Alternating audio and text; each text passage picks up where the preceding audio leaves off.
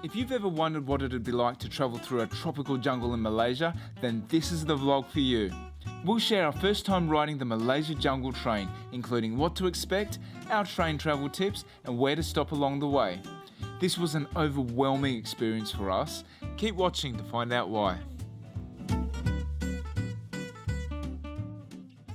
We're just waiting at Wakaf Baru station, which is the closest train station to Kota Bharu, so it's about 4 kilometres or so outside the main part of Kota Bharu.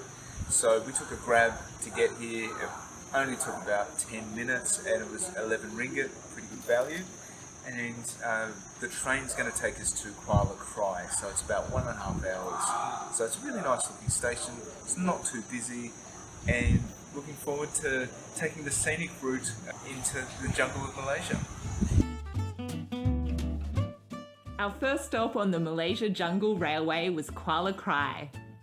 This is a relaxed town with a great food scene, a mini zoo, as well as a number of parks and other attractions. Dabong was our next stop on the Malaysian Jungle Railway. This area has become a very popular ecotourism destination, with attractions like the impressive Gua Ikan Cave Complex, as well as one of the largest waterfalls on Peninsular Malaysia, Stong Waterfall. We also travelled to the town of Musang, the birthplace of the Musang King Durian.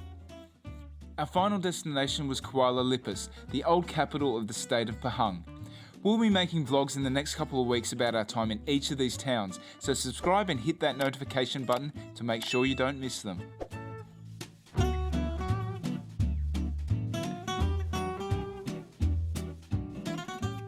Now we are so impressed with this train.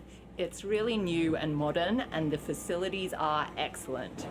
It's also really clean and well maintained. And it really has everything you need. So the carriages are very spacious, they're air conditioned.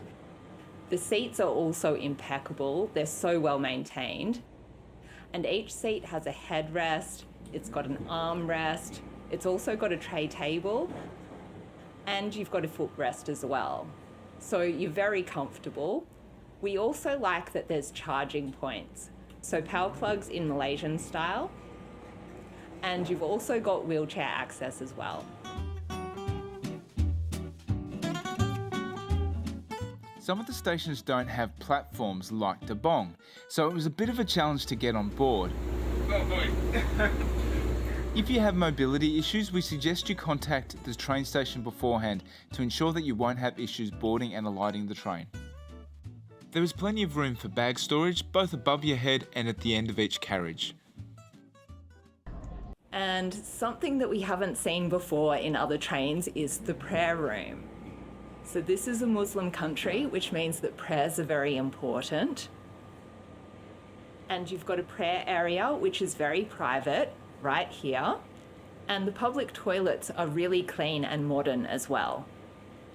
There's wheelchair accessible ones which have a lot of space here, so that's very handy. Really well cleaned, really well maintained. There's also blinds in case you're getting too much sun. They go all the way down.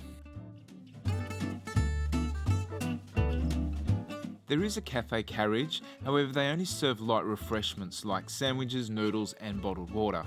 So it's best to bring your own food if you're going to be travelling for a number of hours. We booked our tickets for the Jungle Train online and it was very easy to do so. So we'll put a link in the description for you. Tickets were only 3 ringgit each. You got an e-ticket, you don't need to print anything out, and then you can just show your e-ticket when you board. And you can even choose the seats that you're sitting in. So it's all very seamless, straightforward process.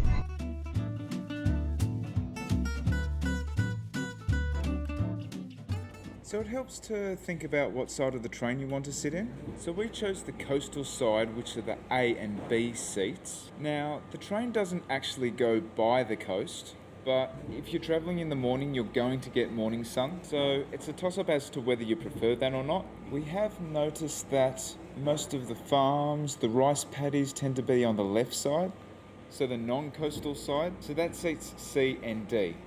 So we're going from north to south of the country, and in this direction, if you want to go facing forwards, You need to get a seat from rows 1 to 7. And if you want to go facing backwards, then you need a seat in rows 8 to 16.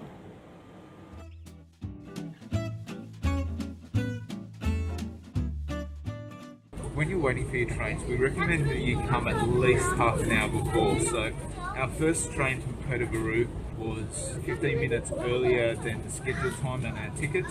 And here at Kuala Krai, the train arrived half an hour before the scheduled time. Now we're still at Kuala Krai, however, the train has changed tracks. So if you arrived before the scheduled departure time, if you arrive right now, you have to walk across the tracks to get here, so I'm not sure how that would work exactly, so make sure you get here pretty early.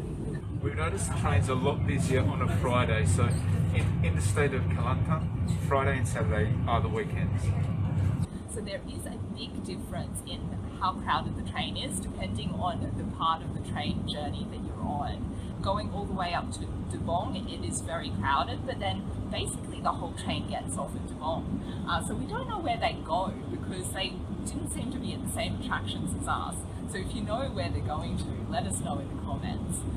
And expect a much quieter journey from Dabong to Musang. A really nice guy was handing out fish sticks on the train. It never ceases to amaze me how kind the people of Malaysia are. So people just came up to us and started talking and having a conversation, and before you know it, we've been given food, which is really nice. And just overwhelmed by how nice Malaysians are. Did you say anything wrong? No, I don't. We met so many friendly locals during our time on the Jungle Train, and this was such an unexpected delight. One group of curious school children were having fun practicing their English with us. They didn't want us to leave, and I must have said goodbye to them at least 3 times before we got off. Oh, they're so cute.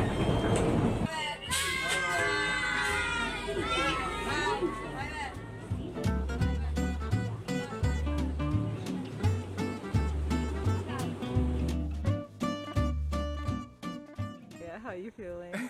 I'm feeling great. Like, time and time again, Malaysian people have just surprised us and humbled us. Just so